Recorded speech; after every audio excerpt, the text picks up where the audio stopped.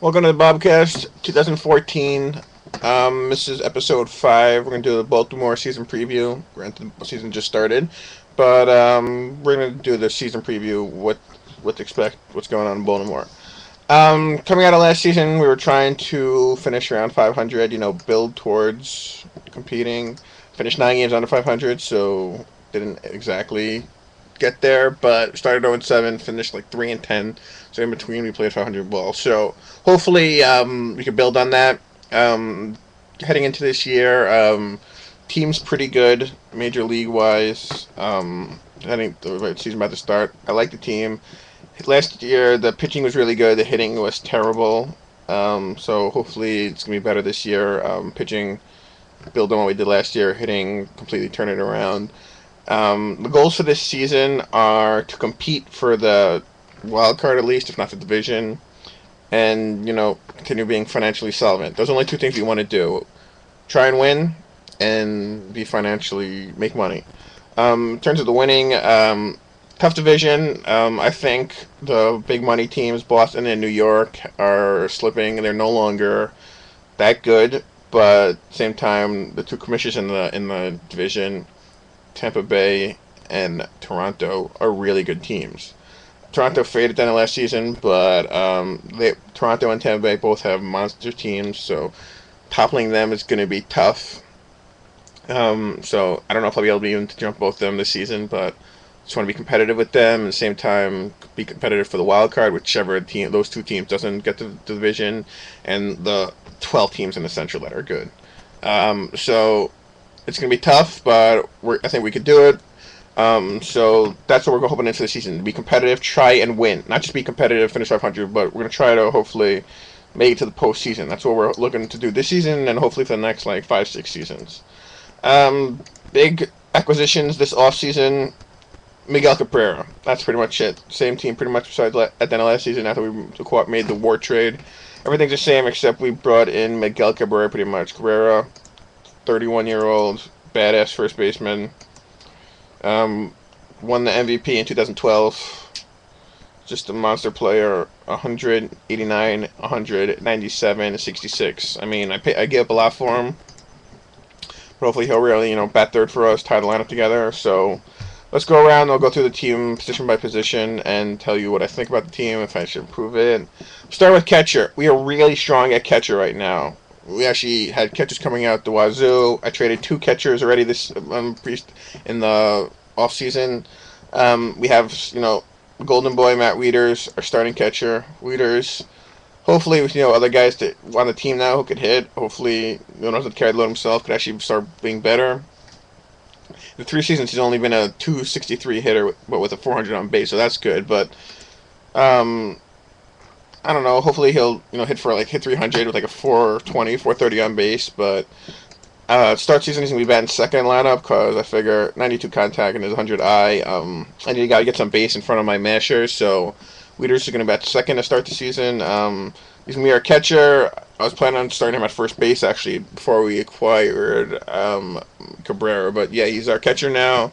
We have a good backup catcher. So Jasper Geisler. Fell off the table last season. He was hitting like 300 for the first half of the season, ended 231, so he hit like 150 the rest of the season. Guys are only 24 years old, 8'8", developed, good backup catcher, could fill in if and when Wieters gets hurt, since he tends to pretty much every season. So he's our catcher. Miguel Cabrera is our first baseman. Like I said, guy's a monster.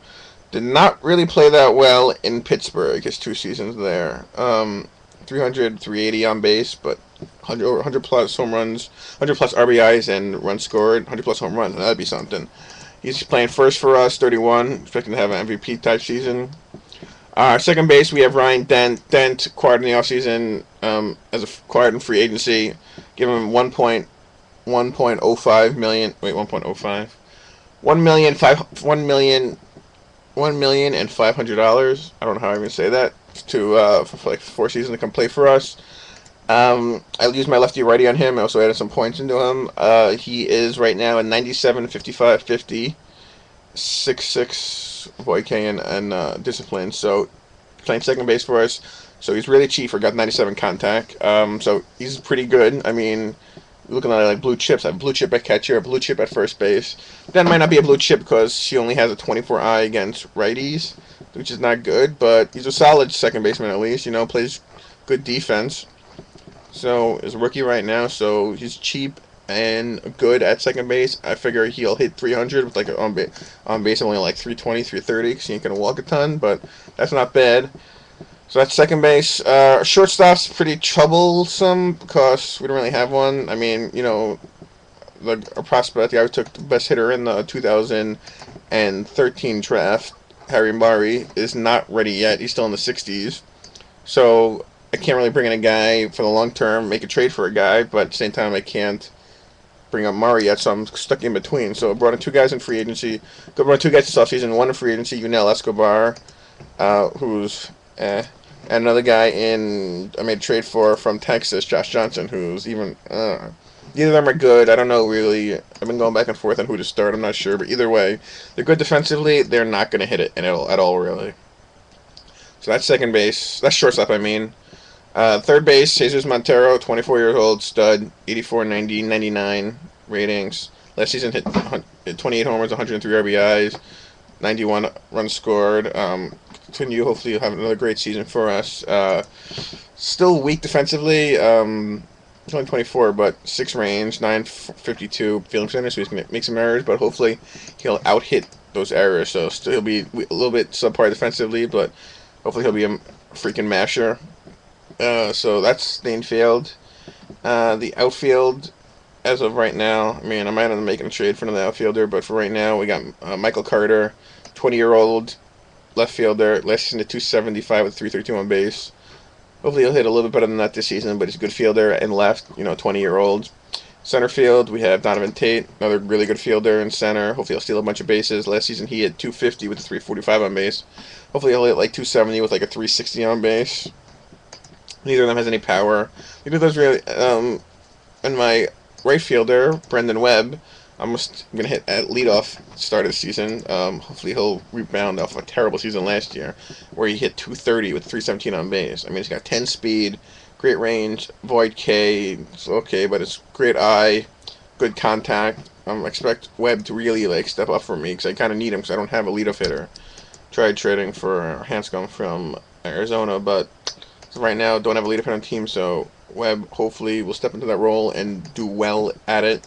So that's the outfield. DH right now, Josh Willingham, getting older. His contacts slipped under 70, but it's great avoid. It's great eye. I keep saying avoid K. Great eye. Hit 260 last year, but a 373 on base percentage. So just wanted to get on base in front of the mashers. Guys like Miggy and Montero. So that's the offense. I'm hoping that it finishes around 10th in the league in runs scored. I mean, I'll take that because I think I have a really good pitching and defense. So 10th in the league in runs scored should be able to do is to have like blue chippers at catcher, first base, and third base. No really big mashers and other positions. I don't have a bad position. They're okay at least. So hope I can do it offensively. Pitching wise, bullpen and rotation is good. Pitching, I think the starters I think are really good. Start with my ace, Rob Ward. Ward gave up, I don't know what's more than the farm. I gave up the farm, the barn, the fields, the chicken coops. I gave up everything for him. 25 years old, 191, 93, Studley. Fell apart down the stretch for me last season. I mean, he was 8-1 with like a 1 point something ERA. When I traded for him, he finished like 9-6 with a 3.5 ERA. So completely fell apart down the stretch. Hopefully he'll bounce back from that. So he's my ace, 25 years old. My number 2 guy, Pedro Alvarado, had a Rookie of the Year caliber season. Didn't win it, but was up there. Finished 15-11 with 3.18 ERA. Guy's not going to walk pretty much anybody. Has a 99 control, 83, 99, 81. 23 years old. He's my number 2 starter. Zach Britton just turned 26. Also had a good season last year, 12-9 with a 3.58 ERA. I mean, none of the guys really had that good win-losses, but that's because my team hit like crap the entire season. But Britton had a good season. Jaime Garcia, my number 4 starter. 15-11 with a 3.17 ERA. So another guy, top 10 in the league in ERA. Then my 1 through 4 already. My number 5 is even solid. 93, 78, 73. That's another pretty good starter. He'll pitch to a low 4 ERA, which I will definitely take for my number 5 starter. So rotation's pretty good. Bullpen, I don't know about. Not sure who to close with. I just traded for Ryan Madsen, 33-year-old reliever, 177.69, but he's better against righties.